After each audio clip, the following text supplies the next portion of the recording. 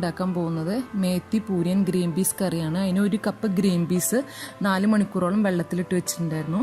അത് കുക്കറിലിട്ട് 1/2 ടീസ്പൂൺ മഞ്ഞൾപ്പൊടി, ആവശ്യത്തിനുള്ള ഉപ്പും ചേർത്ത് അത് മുങ്ങി കുറച്ചും കൂടി കൂടുതലായിട്ട് വെള്ളം ഒഴിച്ച് ഞാൻ വേവിക്കാൻ വെക്കുന്നുണ്ട്.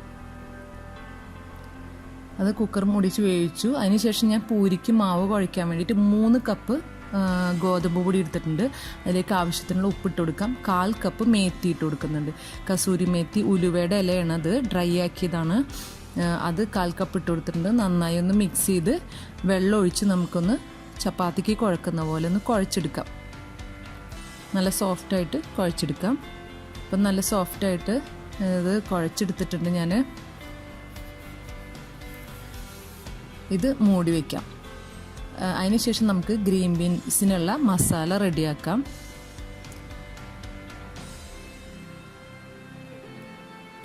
അതിനുവേണ്ടി ഒരു പാത്രം അടുപ്പിൽ വെച്ചിട്ടുണ്ട്. അതിലേക്ക് കുറച്ച് വെളിച്ചെണ്ണ ഒഴിച്ചു കൊടുത്തു.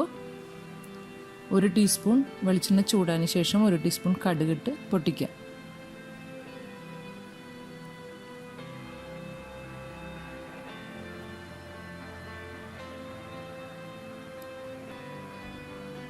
കടുക് പൊട്ടി വരുമ്പോൾ നമുക്കതിലേക്ക് 2 സവാള ചെറുതായി കട്ട് ചെയ്തതാണ്, മീഡിയം സൈസ് സവാള ചെറിയതായിട്ട് കട്ട് ചെയ്തെടുത്തിട്ടുണ്ട്. അതിട്ടൊന്ന് വഴറ്റി കൊടുക്കുക. അതിലേക്ക് വഴന്ന് കിട്ടാൻ വേണ്ടിയിട്ട് കുറച്ച് ഉപ്പും ഞാൻ ചേർത്ത് കൊടുക്കുന്നുണ്ട്. ഇപ്പം ഏകദേശം ഒന്ന് വഴന്ന് വന്നിട്ടുണ്ട്.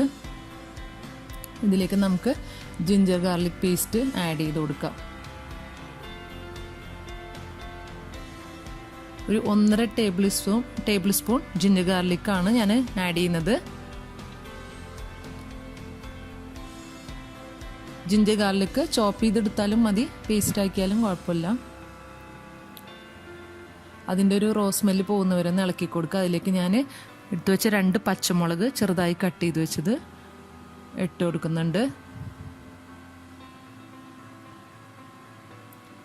ഒന്ന് ഇളക്കി കൊടുക്കുക.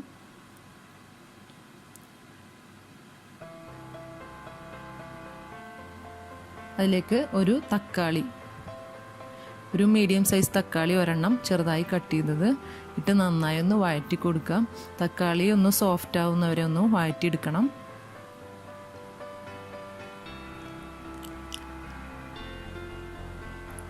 ഒന്ന് വഴന്ന് വന്നിട്ടുണ്ട്. ഇതിലേക്ക് കുറച്ച് വേപ്പില ആഡ് ചെയ്ത് കൊടുത്തു. പിന്നെ നമുക്കതിലേക്ക് മസാലകൾ ആഡ് ചെയ്യാം. മല്ലിപ്പൊടി 2 ടേബിൾ സ്പൂൺ, മുളക് പൊടി 2 ടേബിൾ സ്പൂൺ, മഞ്ഞൾപ്പൊടി 1 ടീസ്പൂൺ, ഗരം മസാല 1/2 ടീസ്പൂൺ. ഇവയിട്ട് നന്നായിട്ടൊന്ന് വഴറ്റാം. റോസ് സ്മെല്ല് പോകുന്നവരെ ഒന്ന് വഴറ്റി കൊടുക്കാം. തീയൊന്ന് കുറച്ച് വെച്ചിട്ട് വേണം വഴറ്റാൻ. മസാലകൾ ഇട്ട് കൊടുക്കാൻ. അവസാനം ഗരം മസാലപ്പൊടി 1/2 ടീസ്പൂൺ ഞാൻ ചേർത്തിട്ടുണ്ട്. അതിലേക്ക് കുറച്ച് വെള്ളം ഒഴിക്കാം. മസാല എല്ലാം കൂടി ഒന്ന് മിക്സ് ആവാൻ വേണ്ടിയിട്ട് ഞാൻ കുറച്ച് വെള്ളം ഒഴിച്ചു കൊടുത്തിട്ടുണ്ട്. അതിലേക്ക് ഞാൻ ഒരു പൊട്ടറ്റോ, ചെറുതായത് ഓപ്ഷണലാണ്, വേണമെങ്കിൽ ചേർത്താൽ മതി. ഒരു പൊട്ടറ്റോ ചെറിയതായിട്ട് കട്ട് ചെയ്തിട്ട് അതിലേക്ക് ചേർക്കുന്നുണ്ട്. എന്നിട്ട് പൊട്ടറ്റോ വേവാൻ വേണ്ടിയിട്ടുള്ള വെള്ളവും ഞാൻ അതിൽ ഒഴിച്ചു കൊടുക്കുന്നുണ്ട്. കുറച്ച് വെള്ളം ഒഴിച്ച് ഞാൻ പൊട്ടറ്റോ ഒന്ന് വേവിച്ചെടുക്കുന്നുണ്ട്. ചെറുതായിട്ട് കട്ട് ചെയ്തുകൊണ്ട് തന്നെ പെട്ടെന്ന് വെന്ത് കിട്ടും. അത് നിങ്ങൾക്ക് വേണമെങ്കിൽ ചേർത്താൽ മതി, ഓപ്ഷണലാണ് കേട്ടോ, വേണമെങ്കിൽ ചേർത്താൽ മതി. അത് ഇപ്പോൾ പൊട്ടറ്റോ ഒക്കെ വെന്തിട്ടുണ്ട്. അതിലേക്ക് വേവിച്ച് വെച്ച ഗ്രീൻ പീസ് അതിലേക്ക് ചേർത്ത് കൊടുക്കുന്നുണ്ട്.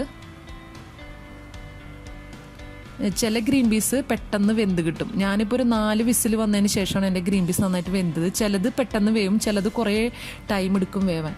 ഞാൻ അതിലേക്ക് ഒരു നുള്ള് കസൂരി മേത്തിയും കൂടി ആഡ് ചെയ്ത് നമ്മുടെ കറി റെഡി ആയിട്ടുണ്ട്. അതിന് ശേഷം ഞാൻ പൂരിക്ക് വേണ്ട മാവെന്ന് ഒരു ചെറിയ ബോൾ എടുത്ത് അത് പ്രസ് ചെയ്ത് കാണിക്കുന്നുണ്ട്. പിന്നെ ഞാൻ പരത്തിയിട്ടും ഉണ്ടാക്കുന്നുണ്ട്.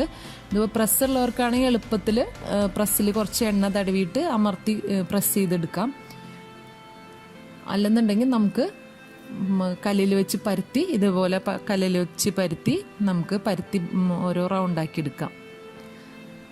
അത് നിങ്ങളെങ്ങനെ പൂരി ഉണ്ടാക്കുന്നതെന്ന് വെച്ചാൽ അതുപോലെ പരത്തിയെടുത്താൽ മതിയാവും.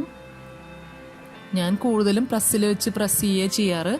അതാവുമ്പോൾ എനിക്ക് ഒന്നുകൂടി എളുപ്പമായിട്ട് പെട്ടെന്ന് ഉണ്ടാക്കിയെടുക്കാൻ പറ്റും. ഇപ്പോൾ എണ്ണ നന്നായി ചൂടായിട്ടുണ്ട്. അതിലേക്ക് നമുക്ക് ഓരോ പൂരിയിട്ട് ഓരോ പരുത്തി വെച്ച പൂരിയിട്ട് ഇതുപോലെ ചെറുതായിട്ടൊന്ന് പ്രസ് ചെയ്ത് കൊടുക്കാം.